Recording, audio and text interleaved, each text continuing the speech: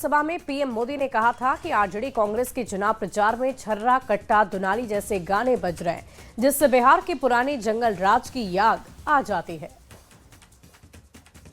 में छर्रा कट्टा दुनाली, मैं तो सोच नहीं सकता भाई, ये छुरा कट्टा दुनाली इसके गाने और चुनाव के मैदान में। और आइए अब आपको सीधे किशनगंज के ठाकुरगंज लिए चलते हैं, जहां इस वक्त बिहार के मुख्यमंत्री नीतीश कुमार जनसभा को संबोधित कर रहे हैं। कितना हिंदू मुस्लिम झगड़ा होता था, पढ़ाई का क्या हाल था, बहुत कम बच्चे पढ़ते थे, बहुत कम पढ़ाई होती थी, पहले इलाज का पूरा इंतजाम नहीं था, सड़कें बहुत कम थी और जो थी उनका बुरा हाल था, और बिजली बहुत कम जगह थी। तो ये हम लोगों के पहले वाला जो था उन लोगों का वही डंडा। और उन लोग भी सोचिए कि हम लोग तो आए और उसके पहले उन लोगों का अब ये था करीब करीब 15 साल, तब उसमें तो जो थे उनको 7 साल के बाद हटना पड़ा, हट गए तो अपना पत्नी को बनवा दिया।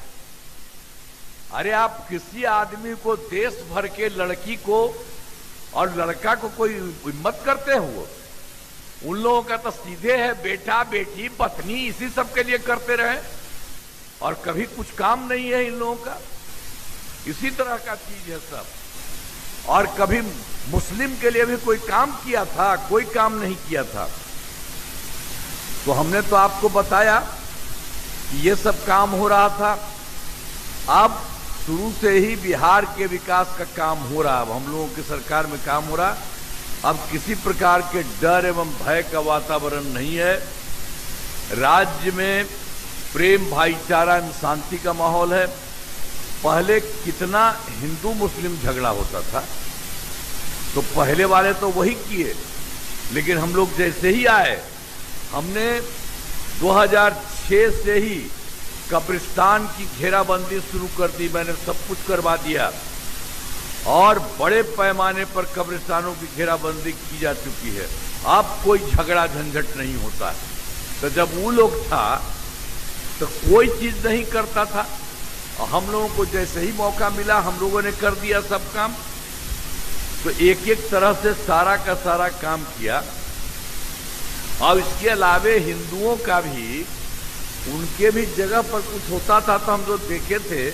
तो 2000 आप वाला तो 2006 में किया, ये 2016 में 60 वर्ष से पुराने हिंदू मंदिरों की फिर घेराबंदी की गई, जिससे चोरी आदि की घटनाएं नहीं होती। तो हर प्रकार से जहां कहीं भी कुछ था, और सबसे पहले पता था कब्रिस्तान का ही, तो एक चल के मुस्लिम लोगों का ही पता था, उसी के चलते हम लोगों ने शुरू में किया। और बाद में हिंदुओं का भी कुछ पता चला, उसको भी कर दिया।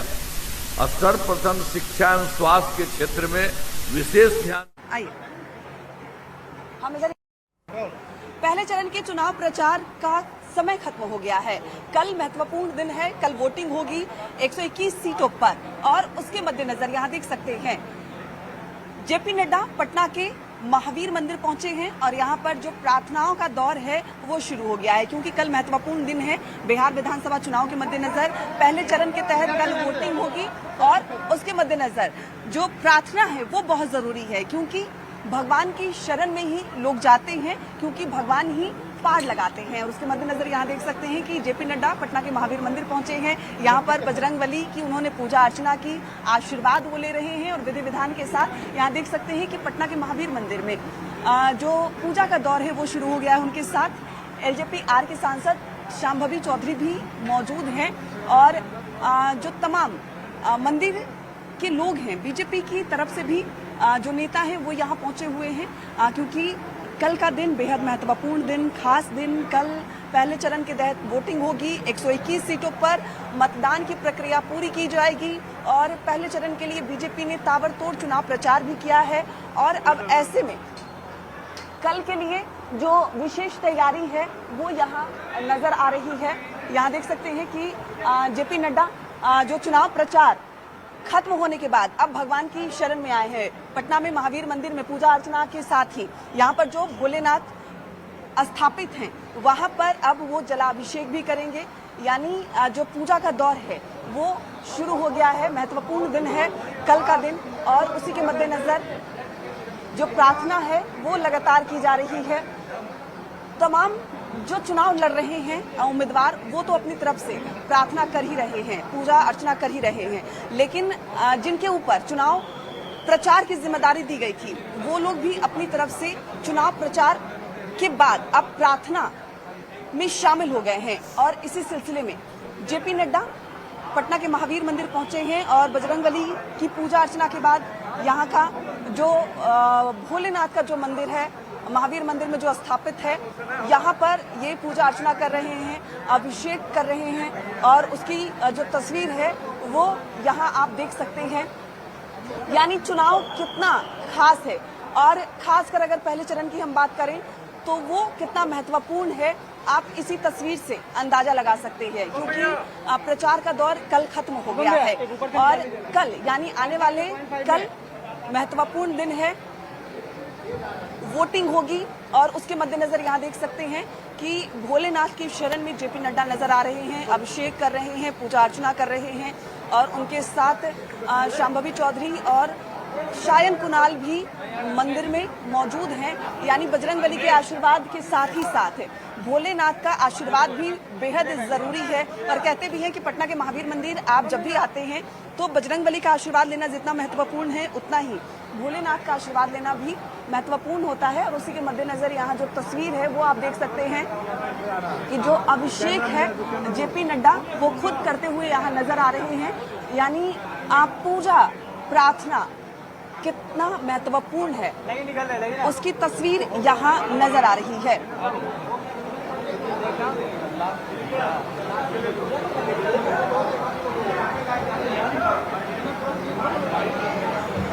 तो तस्वीरें हम आपको सुपर एक्सक्लूसिव आपकी टीवी स्क्रीन पर दिखा रहे हैं। देखिए, मतदान से पहले तमाम दिग्गज भगवान की शरण में हैं और लगातार पूजा अर्चना करके अपनी जीत की कामना कर रहे हैं और बढ़ते आगे। आरजेडी का मुख्य निर्वाचन आयुक्त को पत्र, सांसद संजय यादव ने शिकायत पत्र लिखा है। जीविका के दुरुपयोग का आरोप लगाया है, आचार संहिता के उल्लंघन का आरोप लगाया है। इस वक्त की बड़ी खबर आपको बता रहे हैं, जीविका की मदद का विरोध किया है। बड़ी जानकारी आपको दे दें, सांसद संजय यादव ने ये शिकायत पत्र लिखा है। इस वक्त की बड़ी खबर आपको बता रहे हैं, आरजेडी का मुख्य निर्वाचन आयुक्त को पत्र, सांसद संजय यादव ने शिकायत पत्र लिखा, जीविका के दुरुपयोग का आरोप लगाया है।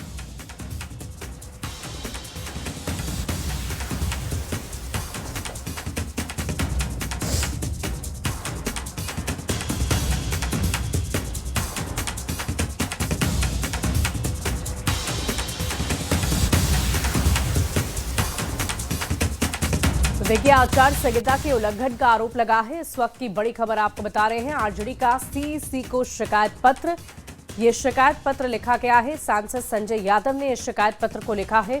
बड़ी जानकारी आप तक पहुंचा रहे हैं, जीविका के दुरुपयोग का आरोप लगाया गया है। ये बड़ी खबर आपको बता रहे हैं, निर्वाचन आयुक्त को ये पत्र लिखा गया है। सांसद संजय यादव ने इस शिकायत पत्र को लिखा है।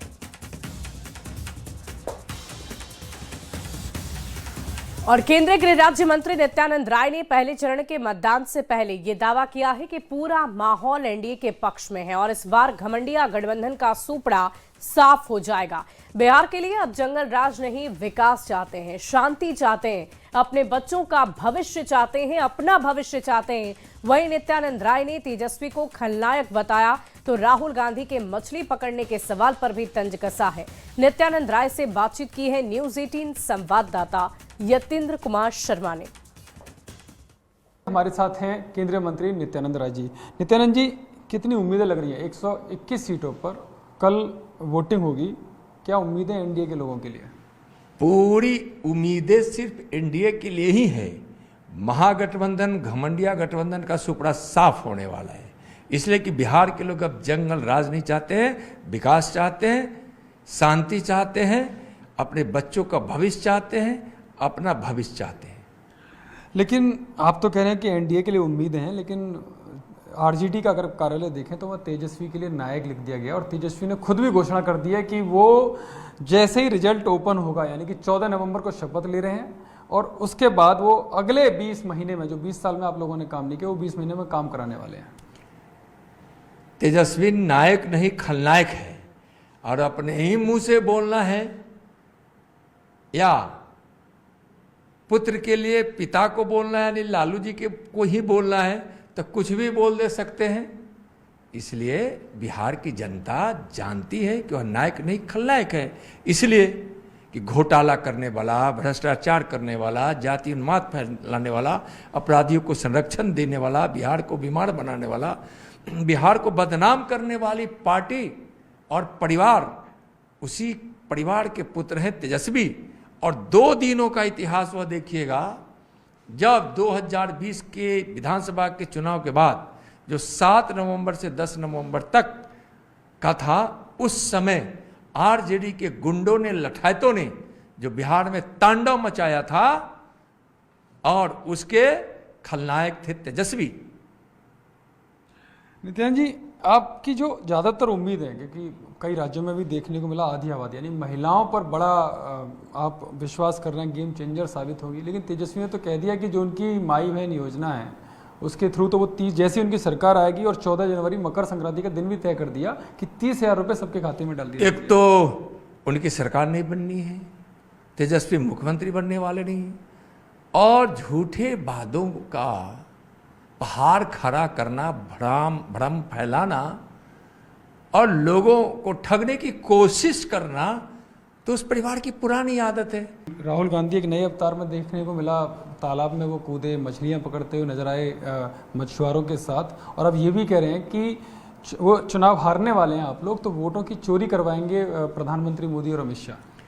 देखिए, तालाब में नहाना, मछली पकड़ना तो बहुत अच्छी बात है, लेकिन इन कामों का नाटक करना अच्छी बात नहीं है।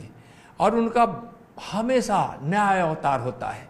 पाकिस्तान जाएंगे तो एक नया अवतार, कहीं विदेश के किसी ऐसे देशों में जाएंगे जहां इस भारत को बदनाम करने की बात आती हो तो उनका एक नया अवतार। तो अलग अलग अवतारों में वो है, उनको देश के और बिहार के लोगों ने देखा है। तो वैसे अवतार समाज के लिए, विकास के लिए, बिहार के लिए और देश के लिए खतरनाक अवतार है। ठीक है, बहुत बहुत धन्यवाद नित्यानंद राय जी, जो साफ तौर पर कह रहे हैं कि तेजस्वी नायक नहीं, बिहार की जनता के लिए खलनायक है। कैमरा पर्सन नीरज तिवारी के साथ यतेंद्र शर्मा, हाजीपुर, न्यूज 18। और देखिए, संतोष टहनी के नामांकन वापस लेने बिहार में सियासत शुरू हो गई है। जेडीयू के मुख्य प्रवक्ता नीरज कुमार ने वीआईपी के बहाने तेजस्वी पर तंज कस दिया है और कहा है कि वीआईपी पार्टी ने राजनीतिक आत्मसमर्पण कर दिया है। उन्होंने ये तक कहा कि अति पिछड़ा के साथ राजनीतिक अनाचार हो, ये तेजस्वी यादव की राजनीतिक सामंत की प्रक्रिया है। अरे वीआईपी पार्टी ने राजनीतिक आत्मसमर्पण कर दिया है, ये सीधे तौर पर दिखाता है कि आप उम्मीदवार देके विड्रॉ कर रहे हैं। किसके दबाव में आपने विड्रॉ कर लिया? कौन है गुनाहगार? वीआईपी पार्टी का इतिहास जानिए। दरभंगा में ही 2019 के लोकसभा चुनाव में संभवतः वीआईपी पार्टी के उम्मीदवार के सहयोगी ने राष्ट्रीय जनता दल को जमीन लिख दिया था, कार्यालय के लिए जमीन लिख दिया था, जिसका कागजात तेजस्वी यादव ने खुद अपने हाथ लिया। तो सीट विड्रॉ करा देना कौन बड़ी बात है? अति पिछड़ा को दंड बैठक करा देगा, अति पिछड़ा के साथ राजनीतिक अनाचार हो, ये तो तेजस्वी यादव की राजनीतिक सामंत की एक प्रक्रिया है। और यहाँ रुकेंगे एक छोटे से अंतराल।